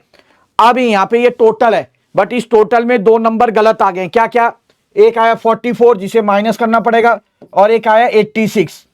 बट इसके जगह पे क्या आना चाहिए था, तो आना चाहिए था 52 और प्लस 28। तो जो आना चाहिए था वो ऐड, और जो जाना चाहिए था वो माइनस, जो गलत आ गया। तो अब इसको सॉल्व करेंगे मेरे बच्चों। तो 4000 माइनस 44 माइनस 86 प्लस कर दिया 52 और प्लस कर दिया 28 इज इक्वल टू, तो 3950 ये हमारा टोटल आ रहा है। अब हमें मीन निकालने बोला, तो मीन का क्या होता है, जो टोटल आ रहा है समेशन एक्स उसे डिवाइड करना है, किससे, उसे डिवाइड करना है नंबर ऑफ ऑब्जर्वेशन से। तो डिवाइड बाय क्या कर देंगे, डिवाइड बाय 100 कर देंगे, तो ये क्या आ जाएगा 39.5, जो कि ऑप्शन ए है। तो मेरे बच्चों इसका करेक्ट आंसर होगा 39.5। चलिए अगला क्वेश्चन देखते हैं बच्चों। अगले क्वेश्चन में क्या बोला है, ध्यान से समझना। अगले क्वेश्चन में बोला है mean deviation of the numbers 95, 33, 88, 68, 32, 80, 48, 70 from the median. किससे निकालना है mean deviation, with the help of median. तो बच्चों उसके लिए सबसे पहले देखो x जो है उसको हमने अरेंज करना है असेंडिंग ऑर्डर में। तो मैंने देखा यहाँ पे सबसे छोटा हमारा क्या है, 32 है। तो ये 32 आया, 32 के बाद है 33, फिर 33 आया, 32 के बाद 33, 33 के बाद मुझे दिख रहा है 48, फिर 48 आया। ठीक है, 48 के बाद 32 हो गया, 33 हो गया, 48 हो गया, 48 के बाद 68, तो यहाँ पे 68 आया, 68 के बाद 70, 68 के बाद 70, फिर आया 88 और फिर 95, 80 के बाद है 88, यही है 80 के बाद 88 और फिर 95, फिर 95 है। चलो जी, तो अब निकालो मीडियन। तो मैंने तरीका बताया था, इधर से एक कैंसल, ऐसे पकड़ लो, इधर से एक कैंसल, ये कैंसल, ये कैंसल, ये कैंसल, ये कैंसल, बीच में 2 आ रहे। तो 68 प्लस 70 कर दो और डिवाइड बाय 2 कर दो। तो 68 प्लस 70 डिवाइड बाय 2, तो मेरे बच्चों 69 आएगा। ठीक है, क्या आएगा मीडियन, मैंने मान लिया मीडियन जो आ रहा है वो 69 आ रहा है। अब बच्चों mean deviation with the help of median निकालते हैं तो फॉर्मूला क्या होता है, सिंपल सा फॉर्मूला होता है समेशन एक्स माइनस मीडियन, इसका मॉडुलस डिवाइड बाय एन होता है। ठीक है, मीडियन हम निकाल चुके हैं, मुझे अब क्या निकालना है, एक्स माइनस मीडियन का मॉडुलस, ये हमारा कितना है, ये 69 आया है, बस अब करते जाओ। ठीक है, मॉडुलस का मतलब नेगेटिव में आएगा हमें, बट पॉजिटिव में ही लेना है। तो अगर मैं करूं अब 32 माइनस 69, 32 माइनस 69 माइनस 37 हो रहा है, बट हमें पॉजिटिव में लेना है। 33 माइनस 69 तो इट विल बी 36। ठीक है, पॉजिटिव में लेना है, नेगेटिव में नहीं, ध्यान रखना। 48 माइनस 69 ये माइनस 21 आ रहा है, बट पॉजिटिव में लेना है। फिर है 68 माइनस 69, ये तो खैर 1 आ जाएगा। ठीक है, यहां पे भी 1 आ जाएगा। अब उसके बाद ये माइनस साइन नहीं है, ध्यान रखना, ये मैंने ऐसे टिक किया है, कहीं गड़बड़ कर दो। अब यहाँ पे 80 माइनस 69 तो 80 माइनस 69 तो ये 11 आ जाएगा। उसके बाद है मेरे बच्चों 88 माइनस 69 तो ये 19 आ जाएगा। और आखिरी में 95 माइनस 69 इज इक्वल टू, तो ये आ जाएगा आखिरी में 26। अब क्या चाहिए, इसका टोटल चाहिए, है ना। तो इसका टोटल देखो कितना आ रहा है, 37 प्लस 36 प्लस 21 प्लस 1 फिर प्लस 1 फिर प्लस 11 प्लस 19 प्लस 26 कर दिया। अब डिवाइड बाय एन करना है, तो एन कितने हैं हमारे पास, ये 1 2 3 4 5 6 7 8 है, तो डिवाइड बाय 8 कर दूंगा मेरे बच्चों, तो सीधा सीधा इसका आंसर जो है वो 19 आएगा। क्या आ जाएगा, 19, जो कि आप लोग का ऑप्शन सी है। तो ये क्वेश्चन नंबर जो है हमारा क्वेश्चन नंबर 28 है। Question number 28 completed. अगला आता है हमारा क्वेश्चन नंबर 28 हो चुका है, क्वेश्चन नंबर 29। क्वेश्चन नंबर 29 क्या है, for a skewed distribution, mean आपको गिवन है, मीडियन आपको गिवन है, स्टैंडर्ड डेविएशन आपको गिवन है, आपको बोला है कोएफिशिएंट ऑफ स्क्यूनेस निकालना है। तो बच्चों कोएफिशिएंट ऑफ स्क्यूनेस जब निकालते हैं, और आपको खास करके जब मीडियन दे रखा है, तो इसका सिंपल सा फॉर्मूला होता है 3 मीन माइनस मीडियन, ठीक है, और डिवाइड बाय स्टैंडर्ड डेविएशन। ठीक है, ये इसका फॉर्मूला होता है। बस करो बच्चों, क्या दिक्कत हो गई आप, तो मीन माइनस मीडियन करो, मीन कितना है 100, ओरली करो 100, कैलसी से कर दो अब 100 माइनस मीडियन कितना है 98.5, 98.5 हो गया, माइनस कर दिया। अब मल्टीप्लाई बाय 3 कर दो, ठीक है, और डिवाइड बाय स्टैंडर्ड डेविएशन मतलब डिवाइड बाय 9 कर दो, तो इज इक्वल टू 0.5 जो है इसका करेक्ट आंसर आएगा, जो कि ऑप्शन डी है ना, पॉजिटिव में आएगा 0.50। ठीक है, इसका दूसरा फॉर्मूला भी होता है, पता है क्या, अगर मोड गिवन है तो मीन माइनस मोड और अपॉन स्टैंडर्ड डेविएशन। ठीक है, यहां पे मीडियन था तो ये फॉर्मूला हमने लगाया। चलो जी मेरे बच्चों, अगला क्वेश्चन क्या है, ठीक है, ये क्वेश्चन नंबर हमारा हो गया 29। अब ये है हमारा क्वेश्चन नंबर 30। क्वेश्चन नंबर 30 क्या कह रहा है, if the sum of the square of deviation of 10 observation, ये हमारे पास n है, टेकन फ्रॉम मीन 50, ठीक है, ये हमारा मीन है x बार, और sum of square of deviation, sum of square of deviation ये दे रखा है, मतलब summation x minus x bar का होल स्क्वायर ये दे रखा है। ठीक है, ये क्या दे रखा है हमें, ये 250 है, हमें कोफिशिएंट ऑफ वेरिएंस निकालना है। तो कोफिशिएंट ऑफ वेरिएशन जब निकालते हैं तो उसका फॉर्मूला क्या होता है, अगर हम सी भी निकालते हैं उसका फॉर्मूला होता है स्टैंडर्ड डेविएशन अपॉन मीन और मल्टीप्लाई बाय 100। ठीक है, मीन तो हमें गिवन है 50 है, ठीक है, स्टैंडर्ड डेविएशन निकालना पड़ेगा। अब आप लोगों को पता है स्टैंडर्ड डेविएशन का फॉर्मूला क्या होता है, ये square root of summation x minus x bar का whole square divide by n, यही होता है मेरे बच्चों फॉर्मूला। तो यहाँ पे आपका क्या आ रहा है, देखो अगर मैं बात करूं, ये आ रहा है आपका 250, यही है, एन कितना है, एन आपके पास 10 है, 1 0 1 0 कैंसिल, तो ये 5 आ गया। बस क्या दिक्कत है, अब मेरे बच्चों ये ऊपर 5 बिठाओ, मीन हमारा कितना बोला है 50 बोला है, ठीक है, और ये इनटू में 100, तो अगर हम करें 5 मल्टीप्लाई बाय 100 और डिवाइड बाय 5, तो मेरे बच्चों ये कितना आ जाएगा कितना आ जाएगा, ये देखो क्या हो गया, 0 0 कैंसल, ये 5 5 कैंसल, तो 10% आ गया, क्योंकि ये किस में आता है, कोफिशिएंट ऑफ वेरिएशन की जब बात करते हैं तो परसेंटेज में आता है। ठीक है मेरे बच्चों, तो कुछ भी नहीं था, बड़ा सिंपल था। तो क्वेश्चन नंबर 30 भी कंप्लीट हो गया। नाउ क्वेश्चन नंबर 31 पे आ रहे हैं। क्वेश्चन नंबर 31 क्या कह रहा है, आराम से समझिए। आपको वेरिएंस ऑफ एक्स दे रखा है कितना है, 6.25, और वेरिएंस ऑफ वाई दे रखा है 4। ठीक है, कोफिशिएंट ऑफ वेरिएंस आपको दे रखा है 0.9। आपको coefficient of correlation between x and y निकालना है, मतलब आपको आर फाइंड आउट करना है। इसका फॉर्मूला जो मोस्ट इंपॉर्टेंट फॉर्मूला है बच्चों, क्या होता है, coefficient of variance between x and y upon standard deviation of x और स्टैंडर्ड डेविएशन ऑफ वाई। तो ये आपको दे रखा है क्या, ये तो दे रखा है 0.9। स्टैंडर्ड डेविएशन ऑफ एक्स क्या होगा, ये वेरिएंस है, तो स्टैंडर्ड डेविएशन निकालोगे तो क्या होगा, इसका रूट कर देंगे। तो अगर मैं 6.25 का स्क्वायर रूट करूं 2.5, तो ये तो आ गया स्टैंडर्ड डेविएशन किसका, एक्स का। ये अगर वेरिएंस ऑफ वाई है, इसका स्टैंडर्ड डेविएशन निकालेंगे तो इसका रूट कर देंगे, कितना आ जाएगा सर, 2 आ जाएगा। बस मेरे बच्चों इसे सॉल्व करो। तो 2.5 मल्टीप्लाई बाई 2 m प्लस ऊपर क्या है 0.9 डिवाइड MRC इक्वल, तो बच्चों 0.18 जो ऑप्शन बी है ये आप लोग का करेक्ट ऑप्शन है। ठीक है, कुछ नहीं था, बड़ा सिंपल सा है। तो ये हो गया क्वेश्चन नंबर 31। अगला आते हैं बच्चों हम लोग क्वेश्चन नंबर 32 पर। क्या कह रहा है देखो, क्वेश्चन नंबर 32 बोला फॉर 10 सेट्स ऑफ रैंक्स, ठीक है, यहां पे n दे रखा है, of 2 variables x and y, the sum of square of differences between rank is 30। Simple है।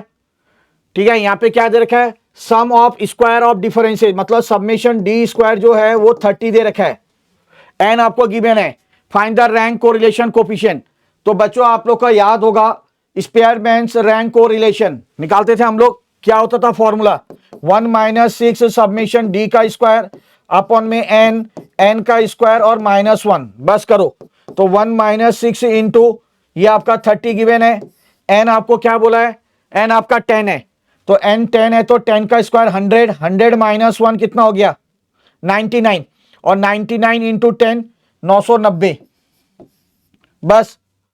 ठीक है, तो अगर आप ये सीधा सीधा भी करो 0 0 कैंसल, तो ऊपर देखो 6 3 18, तो 18 डिवाइड बाई 99, फिर इसके आगे प्लस माइनस और फिर +1 इज इक्वल टू, तो मेरा आ रहा है 0.818। क्या आ रहा है मेरे बच्चों, इसका आ रहा है 0.818। अब देखो कौन सा ऑप्शन है जो 0.818 दे रहा है, करके देखो। तो 7 डिवाइड बाई, अगर मैं 13 करता हूं तो बच्चों ये नहीं दे रहा है। अगर मैं 9 डिवाइड बाई 17 करता हूं तो बच्चों ये भी नहीं दे रहा है। अगर मैं 5 डिवाइड बाई 7 करता हूं तो बच्चों ये भी नहीं है। तो 9 डिवाइड बाई 11 करता हूं तो बच्चों ये 0.818 दे रहा है। तो ऑप्शन डी जो है ये आप लोग का करेक्ट है। कुछ नहीं था, इसको हम क्या लेके आए, डेसिमल में लेके आए, और ये हमारा फ्रैक्शन में दे रखा है, तो इसको भी कन्वर्ट करके देखा कि कौन सा फ्रैक्शन डेसिमल में कन्वर्ट करने के बाद 0.818 दे रहा है। तो ये ऑप्शन डी हमारा करेक्ट है। तो ये हो गया क्वेश्चन नंबर मेरे बच्चों 32। कुछ नहीं था। देखो अगला क्वेश्चन देखो क्या है। अगला क्वेश्चन बोला है if the two regression line corresponding to 2 variables x and y meet at a point. जब भी 2 रिग्रेशन लाइन मैंने समझा रखा है एक साथ मीट करती है तो यहां पे पॉइंट क्या देता है, एक्स बार और वाई बार देता है। तो यही चीज बोला यहां पे कि 2 variables x and y meet at a point. तो मीट एट अ पॉइंट मतलब ये जो 2 है ये आपका एक्स बार है और मेरे बच्चों ये आपका वाई बार है। ये आपका वेरिएंस ऑफ एक्स दे रखा है 4, ठीक है, वेरिएंस ऑफ वाई दे रखा है 1, तो वेरिएंस ऑफ एक्स दे रखा है 4, तो इसका स्टैंडर्ड डेविएशन ऑफ एक्स क्या आ जाएगा, 2 आ जाएगा। स्टैंडर्ड डेविएशन ऑफ वाई क्या आ जाएगा, 1 का स्क्वायर रूट 1 ही होगा। और correlation coefficient between x and y ये दे रखा है 1/2। आपको find the estimated value of y for x बोला है। ध्यान से देखो क्या बोला, वाई फॉर एक्स। हम लिखते थे ना वाई ऑन एक्स, तो अगर मैं वाई ऑन एक्स लिखता हूं तो आपको पता है इक्वेशन जब बनाते हैं हम रिग्रेशन इक्वेशन, ठीक है, तो बी वाई ऑन एक्स है क्योंकि यही करना है हमें, एक्स बाद में है तो एक्स माइनस एक्स बार, ठीक है बच्चों, और इधर वाई पहले है तो वाई माइनस वाई बार। अब यहां पे हमें वाई की वैल्यू निकालने बोला है और एक्स की वैल्यू देखो हमें यहां पे दे रखा है value of y for x equal to 6।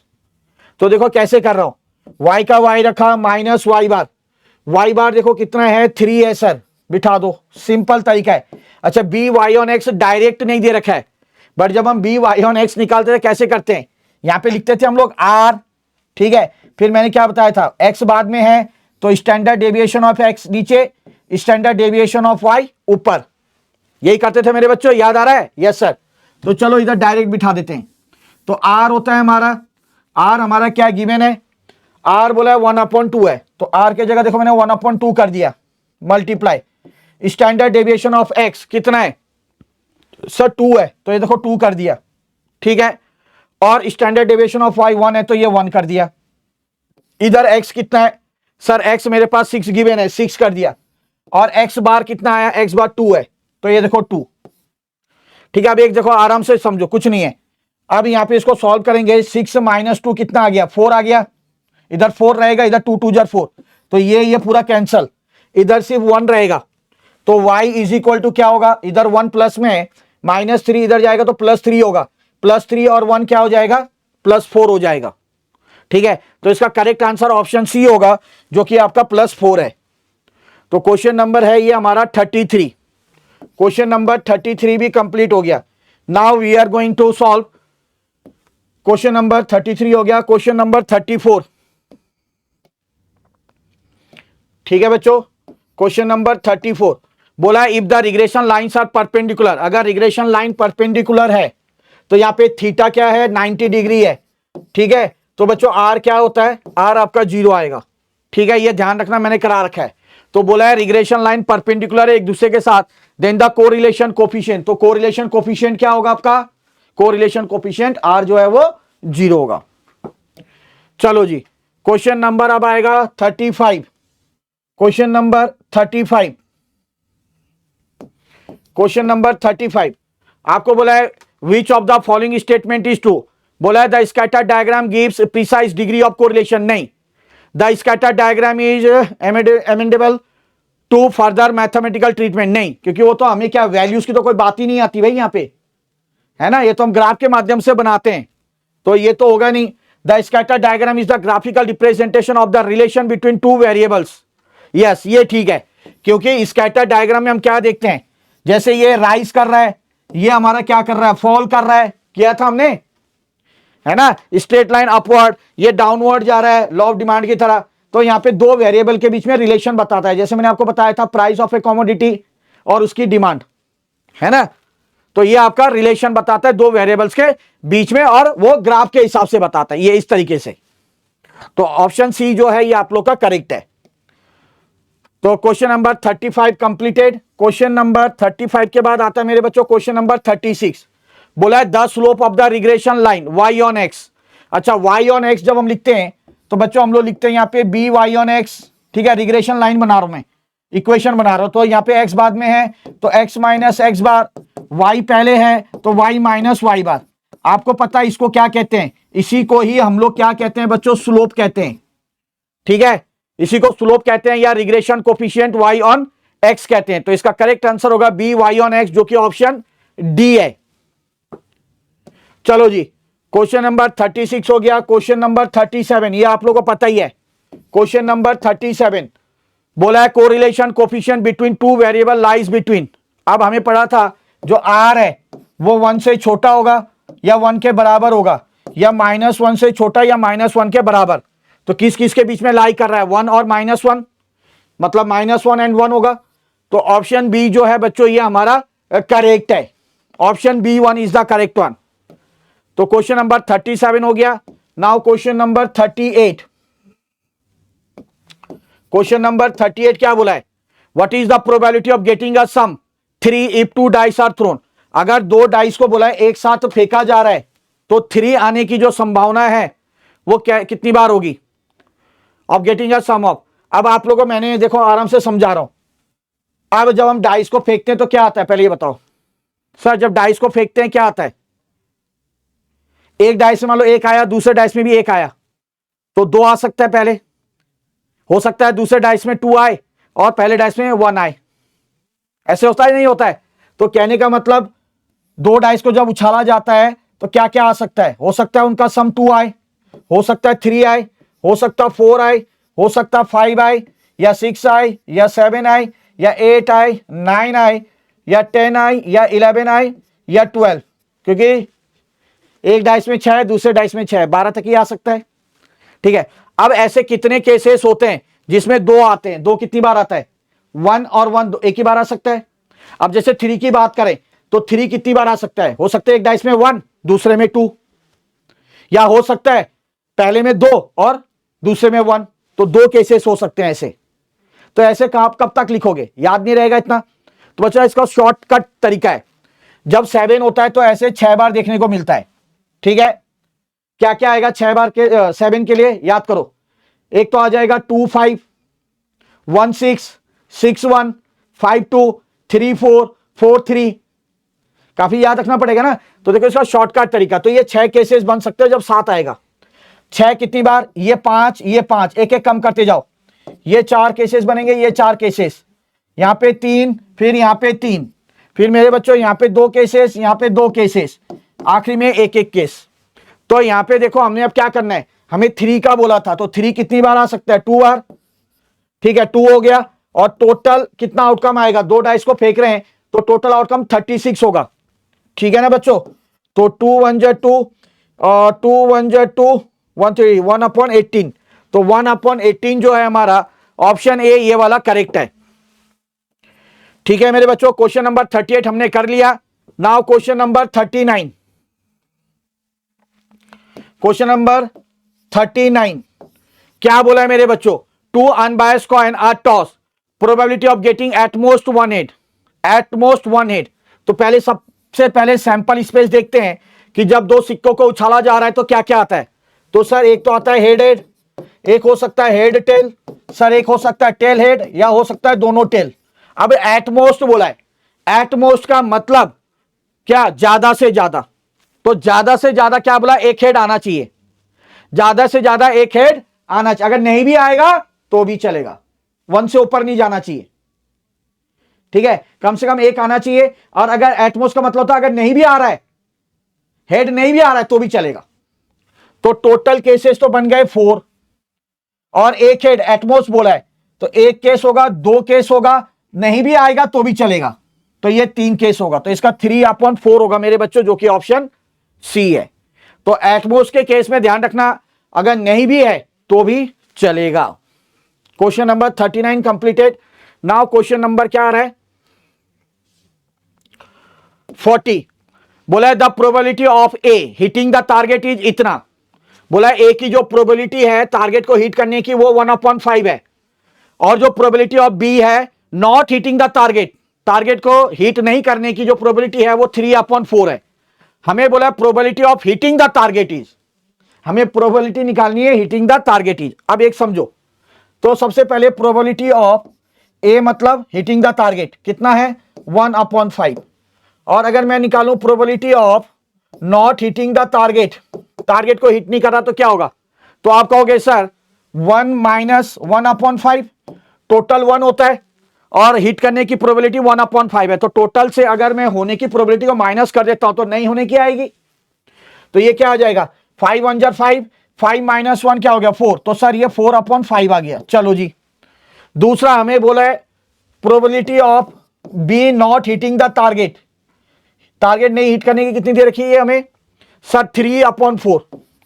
तो अब मैं आपको बोलूं कि अगर मैं probability of hitting the target निकालने जाऊं तो आप क्या कहोगे? 1 - 3/4 करेंगे या नहीं? तो 4 - 3 क्या आ जाएगा? यहां पे 1/4 आ गया। अब हमें बोला probability of hitting the target. अब probability of hitting the target का मतलब क्या है समझो। हो सकता है ए ने हिट किया, बी ने नहीं किया, एक केस ये हो सकता है, प्लस दूसरा केस क्या हो सकता है? बी ने हिट किया, ए ने हिट नहीं किया, दूसरा केस, प्लस तीसरा केस क्या हो सकता है कि दोनों ने टारगेट हिट किया। तो 3 केसेस बन सकते हैं। तो इसी चीज को मैं क्या ऐसे भी लिख सकता हूं कि probability at least target is hitted, मतलब कम से कम एक टारगेट तो हिट हुआ है, एटलीस्ट हो गया, एटलीस्ट टारगेट इज हिट। ठीक है, तो उसके केस में क्या होगा? टोटल प्रोबेबिलिटी 1, और 1 से अगर मैं माइनस कर देता हूं, क्या माइनस कर देता हूं? कि ना तो ए के द्वारा टारगेट हिट किया गया और ना ही बी के द्वारा टारगेट हिट किया, दोनों के द्वारा नहीं, इंटरसेक्शन को माइनस कर दूं अगर, तो चलेगा क्या? अगर टोटल प्रोबेबिलिटी है उससे हिट नहीं करने की, क्या कर देता हूं टारगेट को, कि टारगेट हिट नहीं कर पाए उसको माइनस कर दूं, तो क्या होगा कि कम से कम एक ने तो टारगेट हिट किया ही होगा। बस इसको करो बच्चों, ठीक है। अब आप लोगों को पता है ये क्या लिख सकते हैं, 1 माइनस, इसको आप लिख सकते हो P A bar multiply P B bar, करो अब, ठीक है। तो पी ए बार क्या है, पी ए बार है 4/5, चलो कर ही लेते हैं, ये हमारा 4/5, तो 1 माइनस ये 4/5 multiply by P B bar क्या है 3/4, ये 3/4 है, ये 4 कैंसल है, तो 1 माइनस क्या हो गया 3/5, तो मेरे बच्चों यहां पे आ गया 1 माइनस 3/5, तो 5 1 जार 5, 5 में से 3 गया 2 हो जाएगा, 2/5 जो है वो हमारा करेक्ट आंसर आएगा। तो 2/5 अगर मैं देखूं तो ये हमारा ऑप्शन डी दे रहा है, ठीक है। बहुत अच्छा क्वेश्चन था जैसे मैंने आप लोगों को अभी कहा है। तो ये क्वेश्चन नंबर 39 हो गया और ये हमारा था क्वेश्चन नंबर 40। चलो 40 तक हम लोग पहुंच गए, अब 10 क्वेश्चन रह गए, फटाफट इसे भी खत्म करते हैं। क्वेश्चन नंबर 41 क्या बोला है, 2 cards are drawn from a well shuffled pack of cards, the probability of getting 2 heart is, क्या 2 हर्ट निकालने, ठीक है। चलो अब यहां पे देखो, तो प्रोबेबिलिटी ऑफ द इवेंट अगर निकालते हैं तो हमें टोटल आउटकम, टोटल जो आउटकम आता है वो क्या आता है 52, और जिसमें से 2 सिलेक्ट करने हैं हर्ट को, और हमें पता हर्ट कितने होते हैं जिसको दिल बोलते हैं 13 होते हैं, तो इसमें से क्या सिलेक्ट करना है 2 ही सिलेक्ट करना है, ये टोटल आउटकम और ये पॉसिबल आउटकम, ऐसे ही तो करते हैं। टोटल ताश के पत्ते 52 और यहां पे सी और 2 आ गया, और यहां पे आपका क्या जो पॉसिबल आउटकम निकालना है 13 में से 2 को सिलेक्ट करना है, ठीक है बच्चों। अब आप लोग कर सकते हैं, तो इसको करो ऊपर वाले को, तो क्या हो जाएगा आप लोगों को पता है एनसीआर, बता दूं एक बार, आप लोगों को पता है एनसीआर क्या होता है फॉर्मूला, एन का फैक्टोरियल, आर का फैक्टोरियल और एन माइनस आर का फैक्टोरियल होता है, ठीक है। तो इसका अगर करते हैं देखो क्या हो जाएगा 13 का फैक्टोरियल, ठीक है, फिर होगा 2 का फैक्टोरियल, फिर होगा 13 माइनस 2 कितना हो गया 11, 11 का फैक्टोरियल, ये डिवाइड का डिवाइड, इधर भी ऐसे ही करेंगे 52 का फैक्टोरियल, नीचे क्या है 2 का फैक्टोरियल, और 52 माइनस 2 करेंगे तो क्या हो जाएगा 50 का फैक्टोरियल। बस अब इसे सॉल्व करो मेरे बच्चों, तो 13 फैक्टोरियल क्या आ जाएगा आप लोगों के लिए करना ही पड़ेगा, तो 13 फैक्टोरियल मतलब 13 मल्टीप्लाई बाय 12 मल्टीप्लाई बाय 11 का फैक्टोरियल, ठीक है। यहां पे हो जाएगा 2 का फैक्टोरियल और 11 का फैक्टोरियल, यहां पे आ जाएगा 52 इंटू 51 इंटू 50 का फैक्टोरियल, और नीचे आ जाएगा 2 का फैक्टोरियल इंटू 50 का फैक्टोरियल, इधर से 11 factorial 11 factorial cancel, 50 factorial 50 factorial cancel, यहाँ पे 2 फैक्टोरियल मतलब 2 ही होता है, तो 2 6 जा 12, ठीक है, और 13 6 जे कर दो मल्टीप्लाई, तो 13 6 जा 78 आ गया, और इधर 2 से इसको मल्टीप्लाई कर दो 2 26 जा 52, ठीक है, और यहां पे है 51 मल्टीप्लाई बाय 26 करना है, 51 मल्टीप्लाई बाय 26, तो अगर 51 अच्छा 51 अच्छा ऐसे कर लेते नीचे 51 मल्टीप्लाई बाय 26, ठीक है, और 26 3 जर क्या होता है 78 होता है, देखो होगा। अब फिर इसको इसको कैंसिल करो, 3 1 जा 3, यहां पे आएगा 3 1 जा 3, 3 7 जा 21, तो ऊपर आ गया 1 और नीचे आ गया 17, तो 1/17 जो है वो हमारा करेक्ट आंसर है जो कि बी होगा। तो इस वाले में थोड़ा सा ये कैलकुलेशन तो आपको करना पड़ेगा, है ना। और जिन बच्चों को देखो कई बार होता है कि हम लोगों को तो ओरली आ जाता है, आपको समझाने के लिए इतना स्टेप्स मुझे करना पड़ा मेरे बच्चों। तो ये था क्वेश्चन नंबर 41। क्वेश्चन नंबर 41 के बाद आते हैं क्वेश्चन नंबर 42। क्या बोला है मेरे बच्चों, पी बी दे रखा है, पी ए बी दे रखा है, पी ए अपॉन बी, तो ये कंडीशनल प्रोबेबिलिटी है। आप लोगों को पता क्या करना होता है, पी यहां पे हो जाएगा ए इंटरसेक्शन बी, और जो नीचे बी है वो पी बी नीचे आ जाएगा, यही होता है। अच्छा, पी ए इंटरसेक्शन बी का मतलब क्या है, पी ए बी होता है इसका मतलब, तो ये तो आ गया 1/4, और पी बी हमें दे रखा है 1/3, तो ये दे रखा है 1/3, तो ये 3 पलटी मार के ऊपर चला जाएगा, तो ये हो जाएगा 3/4। बस ऑप्शन बी, कुछ भी नहीं था बच्चों इसमें, ठीक है, बिल्कुल सिंपल। अच्छा, आगे क्वेश्चन में क्या है हमारा, क्वेश्चन 42 हो गया, क्वेश्चन है हमारा ये 43। क्वेश्चन 43 कह रहा है the probability of an impossible event, तो इम्पॉसिबल इवेंट की प्रोबेबिलिटी ध्यान रखना हमेशा क्या होती है, 0, ठीक है, करा रखा है मैंने, इम्पॉसिबल है तो 0 ही होगा। अच्छा, आगे क्या बोला है, 43 हो गया, उसके बाद 44, ये क्वेश्चन नंबर 44 में क्या बोला है, बोला है if x and y be two independent event, तो P x y is equal to, बच्चों जब इंडिपेंडेंट इवेंट होता है तो आपका क्या होता है, पी एक्स इंटरसेक्शन जो वाई, या पी एक्स वाई मतलब सेम है, ये होता है आपका P x into P y हो जाता है, ठीक है, ये ध्यान रखना इंडिपेंडेंट इवेंट के लिए, तो P x into P y, option A जो है ये आप लोग का करेक्ट है मेरे बच्चों, ठीक है। तो उम्मीद करता हूं देखो समझ में आ गया होगा, कुछ भी नहीं था यहां पे। चलिए देखते हैं क्वेश्चन नंबर 45, ठीक है। अच्छा, देख के लग रहा है बहुत जबरदस्त क्वेश्चन है, कोई बात नहीं, करते हैं। तो क्वेश्चन नंबर 45 मेरे बच्चों क्या बोला है, ध्यान से समझते हैं। बोला है द चेंजेस ऑफ, चांसेस होना चाहिए था ये, of getting a defective screw from 2 boxes A and B are 1/5 and 1/6 respectively, ठीक है, ध्यान से समझना। बोला है यहां पे 2 बॉक्स है, ठीक है, एक बॉक्स है बच्चों हमारा क्या, ए, ठीक है, और दूसरा बॉक्स जो है बच्चों वो हमारा क्या है, बॉक्स है वो हमारा बी। अब यहां पे क्या बोला है, the chance of getting defective screw, defective screw का जो चांस है, ठीक है, 2 बॉक्सेस से आने की, वो चांसेस क्या है, 1/5 एंड 1/6 है। चांसेस का मतलब यहां पे क्या, प्रोबेबिलिटी है ना।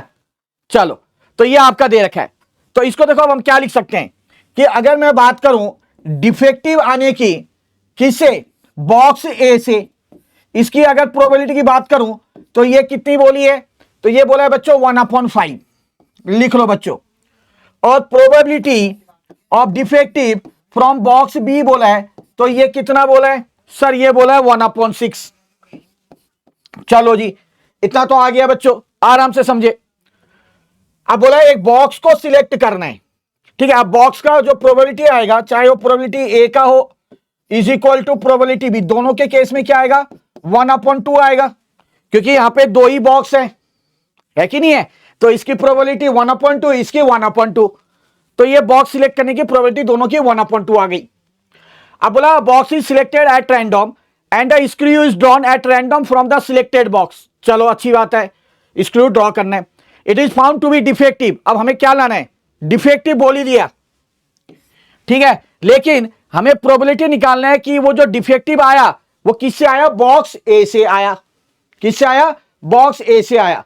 बच्चों ये है आपका बेस थ्योरम, क्या है, बेस थ्योरम, याद है ना। और ये जिन बच्चों ने 12th में मैथ्स किया होगा ना, मैथ्स में भी इस टाइप का एक क्वेश्चन है 12th में। तो बच्चों अब हमें निकालना है क्या, प्रोबेबिलिटी कि बॉक्स ए से हो स्क्रू, तो उसके लिए हमें करना होता है A/D, बस। अब इसका फॉर्मूला क्या होता है, जो प्रोबेबिलिटी A/D करेंगे तो प्रोबेबिलिटी ऑफ ए मल्टीप्लाई कर देंगे प्रोबेबिलिटी क्या होगा, D/A, ठीक है, क्योंकि हमें ए से बोला है जो डिफेक्टिव स्क्रू आएगा वो ए बॉक्स से आना चाहिए, तो इसका हमारा ये आएगा। और नीचे टोटल आउटकम आता है, तो टोटल आउटकम में ए के लिए भी आएगा, that is a into P D/A, और प्लस वो पी बी का भी आएगा क्योंकि टोटल आउटकम होता है नीचे,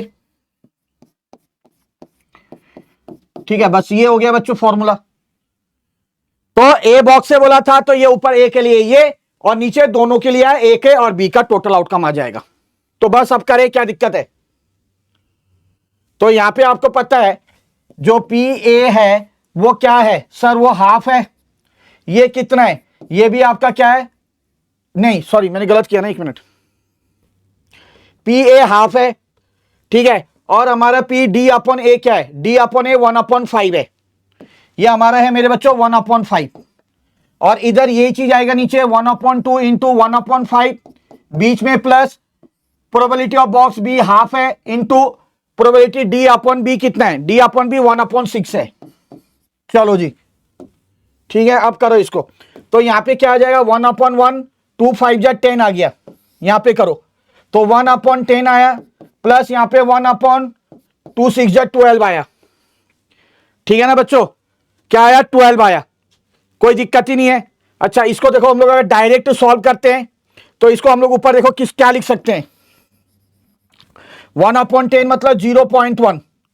अब मैंने देखो कैलसी से करना सिखाया आप लोग को, तो करके देखो 1 divide by 10 equal to M plus 1 divide by 12 equal to M plus, और ऊपर है 0.1, फिर डिवाइड एमआरसी और इक्वल, तो यार है 0. ये आ जाएगा 0.545।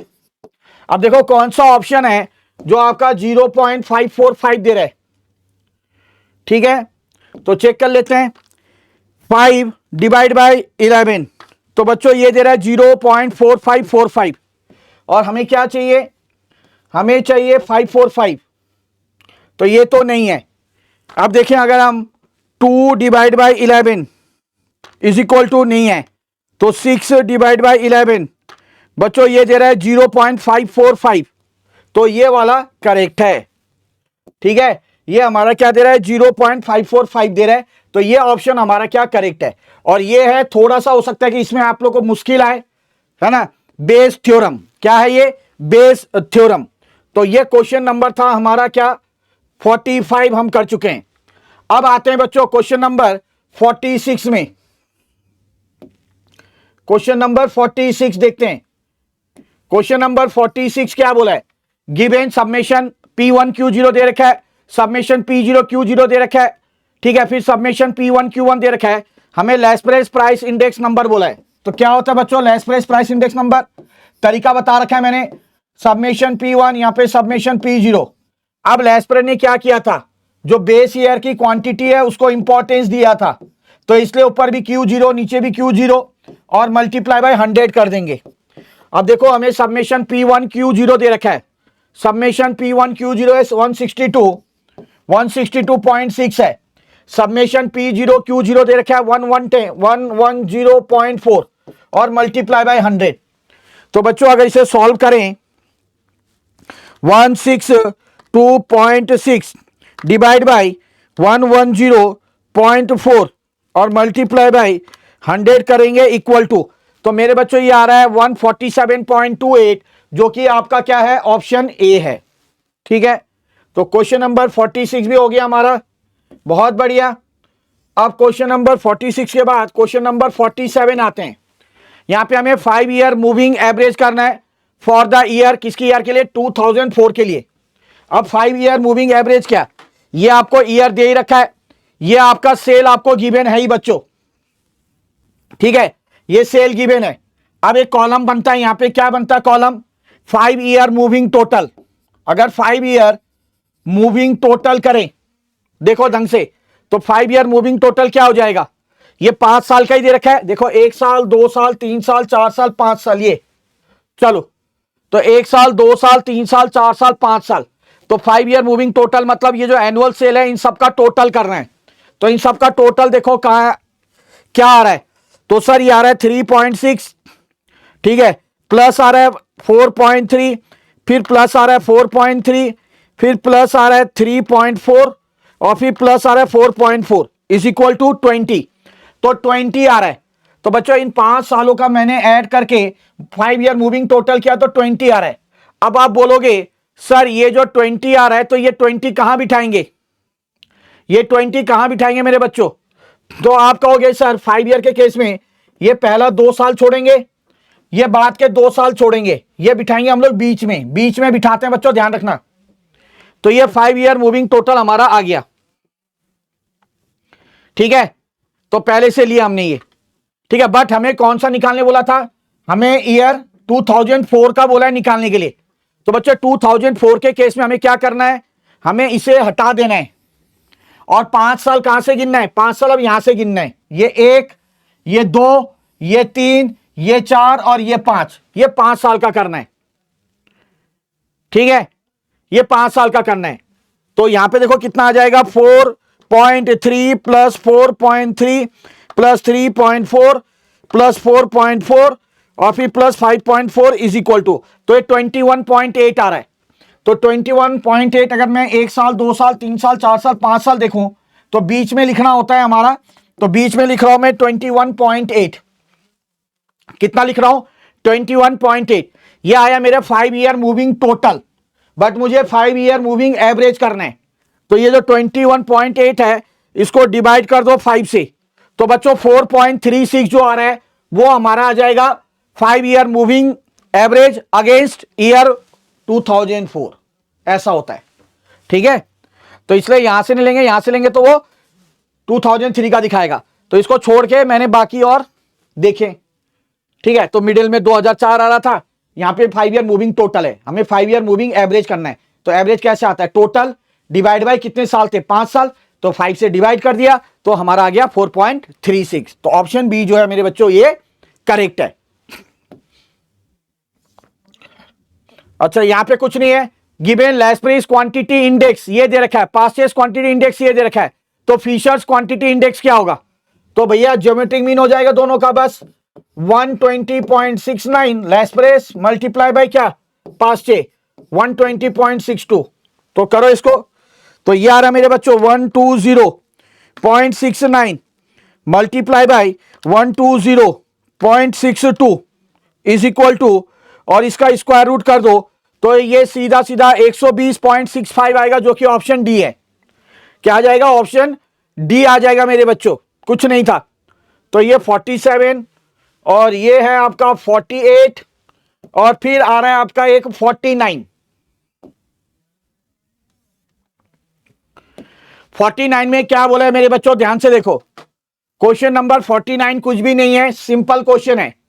बोला है the prices of a commodity, जो प्राइस ऑफ द कमोडिटी है ईयर 2010 में एंड ईयर 2020 में कितने हैं, 2010 में ये है, 2020 में 50 बोला है।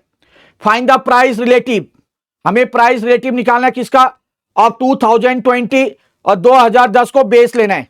तो जब हम प्राइस रिलेटिव निकालते हैं तो फॉर्मूला क्या होता है, price of current year upon price of base year और इनटू 100, यही करते थे बच्चों।